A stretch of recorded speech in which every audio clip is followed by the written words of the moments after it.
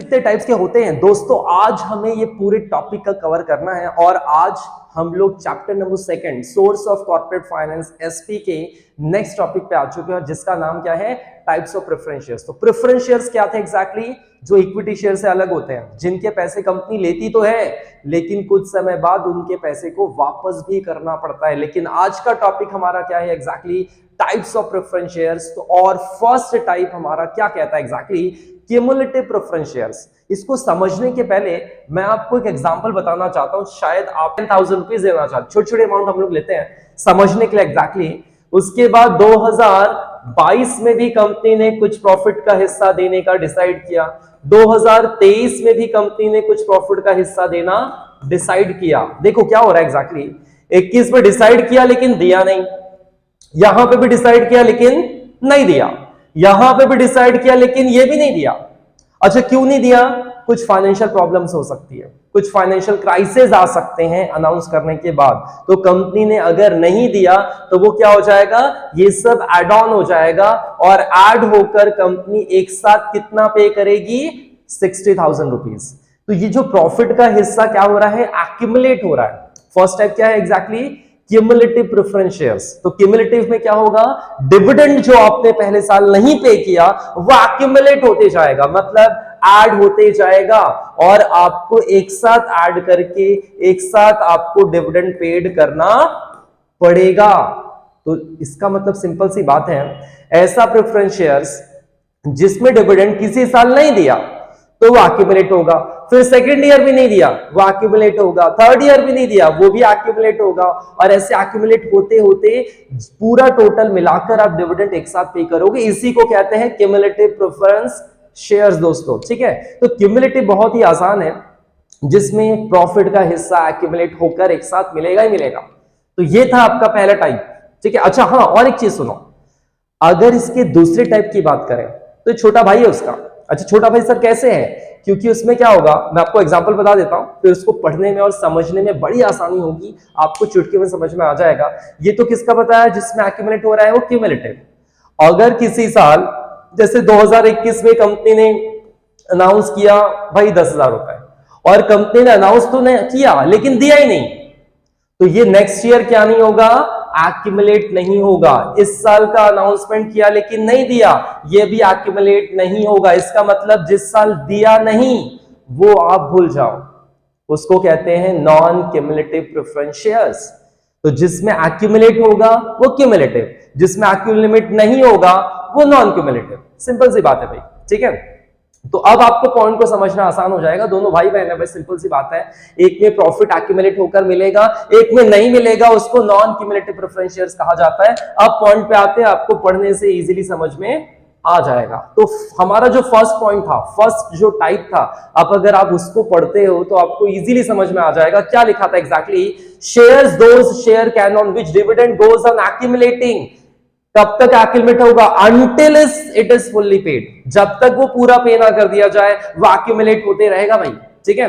और it means if dividend is not paid in 1 और more year, अगर एक साल नहीं दिया, उसके अलावा भी नहीं दिया, कुछ साल नहीं दिया, तो ऑफ कोर्स वो अनपेड डिविडेंड एक्यूमुलेट होगा और वो एक साथ कंपनी को देना पड़ेगा। इसी को कहा जाता है क्यूमुलेटिव प्रेफरेंस शेयर्स। तो दोस्तों सिंपल सी बात है, क्यूमुलेटिव में एक्यूमुलेशन होगा, नॉन क्यूमुलेटिव में नहीं होगा। इसका मतलब यहां पे लैप्स नहीं होगा, कंपनी को देना पड़ेगा। और कंपनी कब देगी, जब कंपनी अच्छा परफॉर्म करेगी तो पूरा पैसा एक साथ पे कर देगी भाई। तो नुकसान यहां पे शेयर होल्डर का होने वाला है क्या? बिल्कुल भी नहीं होने वाला है, ये बात आपको समझना है।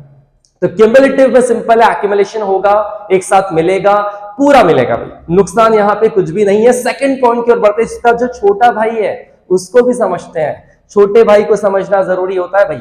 छोटे भाई को समझने के लिए सेकंड पॉइंट पे आ जाते हैं, अरे थर्ड पॉइंट पे। सेकंड पॉइंट क्या कहता है, नॉन क्यूमुलेटिव प्रेफरेंस शेयर्स। जी हां दोस्तों, नॉन क्यूमुलेटिव प्रेफरेंस शेयर्स मतलब क्या, जिसमें does not gate accumulated, dividend accumulate नहीं होगा। It means the dividend share can be paid only out of the profit, मतलब प्रॉफिट से दिया जाएगा।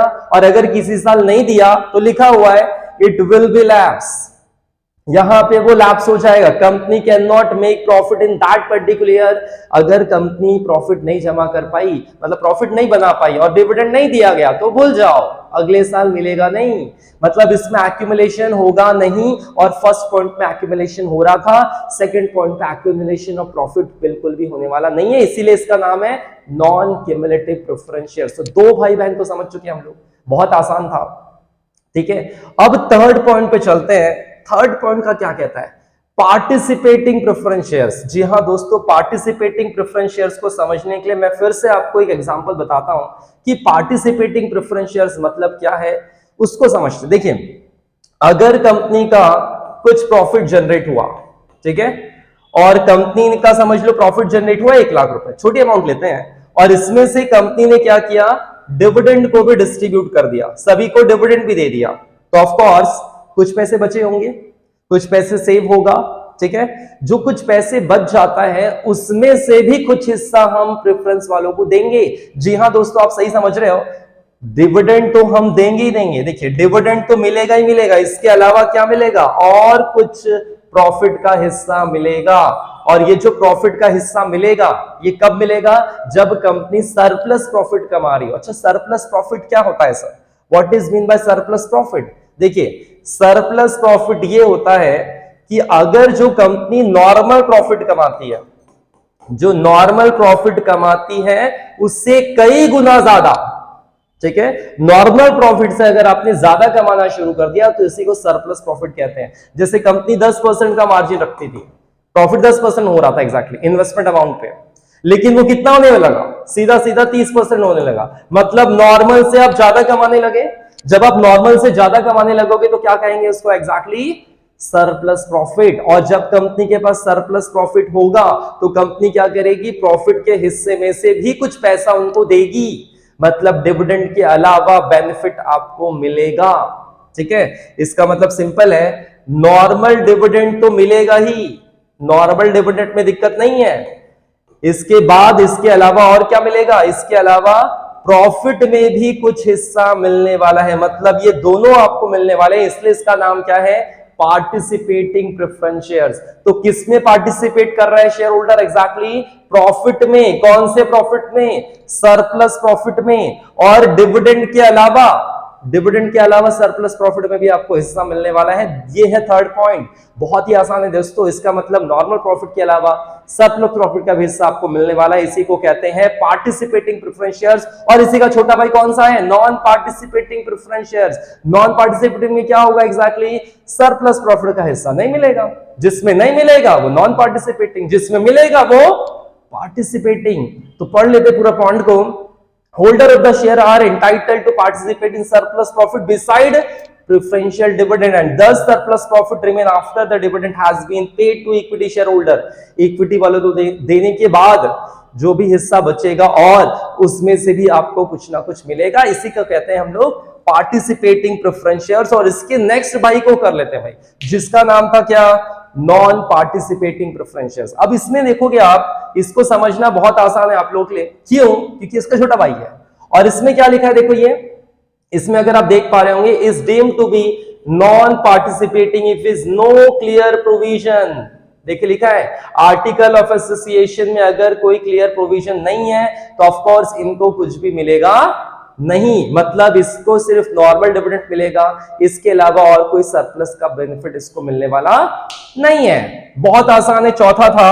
अब आते हैं नेक्स्ट पॉइंट की ओर, फिफ्थ पॉइंट की ओर आते हैं। फिफ्थ पॉइंट में क्या कह रहा है देखिए, फिफ्थ पॉइंट है आपका कन्वर्टेबल प्रेफरेंस शेयर्स। इसका मतलब ऐसा शेयर जो आपका एक पर्टिकुलर लिमिट के बाद क्या हो जाएगा, इक्विटी शेयर में कन्वर्ट हो सकता है। इसका मतलब प्रेफरेंस शेयर्स किसमें कन्वर्ट होने वाला है, इक्विटी में। इसका मतलब क्या होगा, प्रेफरेंस शेयर्स के राइट्स खत्म हो जाएंगे और आपके किसके राइट शुरू हो जाएंगे, इक्विटी शेयर के राइट्स सारे शुरू हो जाएंगे।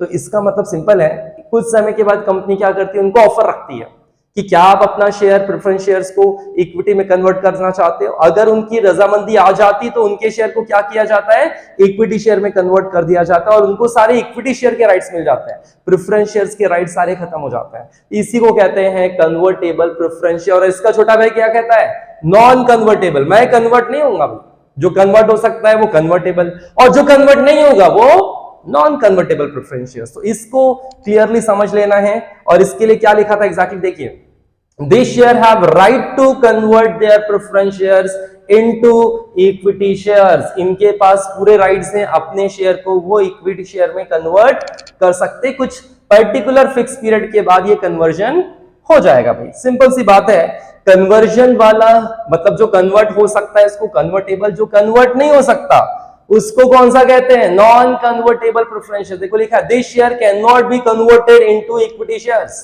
ये इक्विटी शेयर में कन्वर्ट होंगे ही नहीं, इसलिए इसको क्या कहते हैं, नॉन कन्वर्टेबल प्रेफरेंस शेयर। तो बहुत ही आसान था, 6 टाइप हो चुके। देखिए 6 टाइप में कौन से हो चुके। पहला क्या था, क्यूमुलेटिव। क्यूमुलेटिव में क्या किया हमने, एक्यूमुलेट प्रॉफिट करते गए और एक साथ मिलेगा। नॉन क्यूमुलेटिव में क्या हो, एक्यूमुलेशन ऑफ प्रॉफिट नहीं होगा, बहुत सिंपल है। तीसरा कौन सा था, पार्टिसिपेटिंग प्रेफरेंस शेयर, जिसमें नॉर्मल प्रॉफिट के अलावा सरप्लस प्रॉफिट का भी हिस्सा आपको मिलेगा, इसको कहते हैं पार्टिसिपेटिंग। और इसका छोटा भाई क्या कहता है, नॉन पार्टिसिपेटिंग, इसका मतलब उसमें सिर्फ नॉर्मल डिविडेंड मिलेगा, सरप्लस प्रॉफिट का हिस्सा मिलेगा नहीं। और फिर हमने नेक्स्ट वाला कौन सा पढ़ा एग्जैक्टली, जो अभी पढ़ रहे थे हम लोग, कन्वर्टेबल प्रेफरेंस शेयर, जो कुछ समय के बाद इक्विटी शेयर में कन्वर्ट हो जाएगा उसको कन्वर्टेबल, और जो नहीं होगा वो नॉन कन्वर्टेबल। बहुत आसान है, 2 पॉइंट और बचे हैं फटाफट।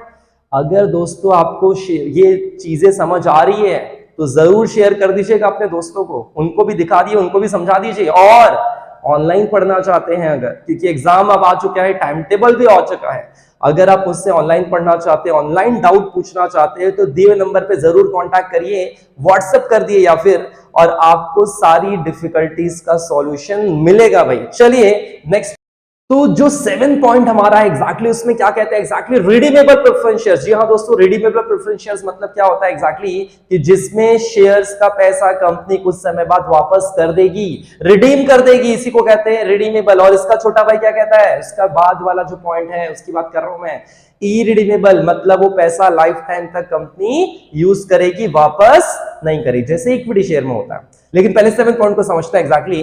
Redeemable preference shares means which can be redeem after certain fix period of time, कुछ समय बाद कंपनी वापस कर देगी, and are called redeemable preference shares, and company limited buy share if authorised by article of association issue redeemable preference shares. Article में इसके बारे में प्रोविजन होना चाहिए, तब कंपनी इसको इशू कर सकती है, अदरवाइज नहीं कर सकती। तो सिंपल सी बात है, ये redeemable preference shares company issue कर सकती है आर्टिकल ऑफ एसोसिएशन के रूल के हिसाब से, ठीक है। ये तो हो गया रिडीमेबल।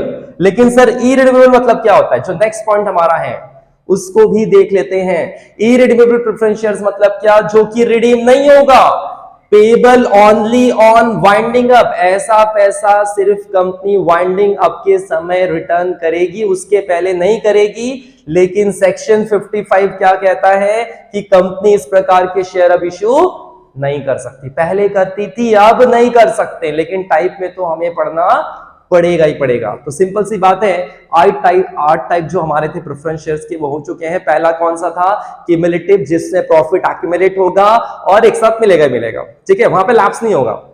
उसका छोटा भाई क्या कह रहा था, नॉन क्यूमुलेटिव, जिसमें प्रॉफिट एक्यूमुलेट नहीं होगा, किसी साल नहीं मिला तो नहीं मिलेगा भाई, सिंपल सी बात है। तीसरा कौन सा था, पार्टिसिपेटिंग, जिसमें प्रॉफिट के अलावा आपको सरप्लस प्रॉफिट का हिस्सा मिलेगा, उसको कहते हैं पार्टिसिपेटिंग। और नॉन पार्टिसिपेटिंग किसको कहेंगे, जिसमें सरप्लस का प्रॉफिट का हिस्सा आपको मिलने वाला नहीं है। नेक्स्ट कौन सा था, कन्वर्टेबल प्रेफरेंस शेयर, जिसमें कुछ शेयर्स जो होंगे, प्रेफरेंस शेयर्स जो होंगे वो कन्वर्ट हो जाएंगे इक्विटी शेयर्स में। और इसका छोटा भाई क्या कह रहा था, नॉन कन्वर्टेबल, जो इक्विटी शेयर में कन्वर्ट नहीं होगा, ठीक है। तो देखिए टाइप्स तो बहुत आसान है, सिंपल सी बात है। और जो लास्ट वाले 2 टाइप से कौन से थे, वो रिडीमेबल, जो कुछ समय बाद कंपनी पैसे वापस करेगी, और इरिडीमेबल नहीं करेगी। लेकिन अभी ऐसा इशू कर सकते हैं क्या, नहीं कर सकते हैं दोस्तों। तो ये कुल मिलाकर 8 टाइप्स थे, आप लोग उसको रिवाइज करके देखिए। अगर कोई डाउट हो तो डाउट पूछिए, व्हाट्सएप कर दीजिए, और हमारा एक ग्रुप भी बना है उसमें भी आप ज्वाइन हो सकते हैं, कोई दिक्कत नहीं है। लेकिन पूरी तरह से अच्छे से तैयारी करिए, क्योंकि टाइम टेबल आ चुका है, टाइम आपके पास है कम, पढ़ना है ज्यादा, सब्जेक्ट भी है ज्यादा, और स्कोर करना है ज्यादा, ठीक है। तो बिल्कुल भी वेट मत करिए, पढ़ाई शुरू करिए, वीडियो को शेयर कर दीजिए, सब्सक्राइब नहीं किया होगा तो जरूर कर लीजिए, ठीक है। मिलते हैं नेक्स्ट वीडियो में, तब तक के लिए जय हिंद।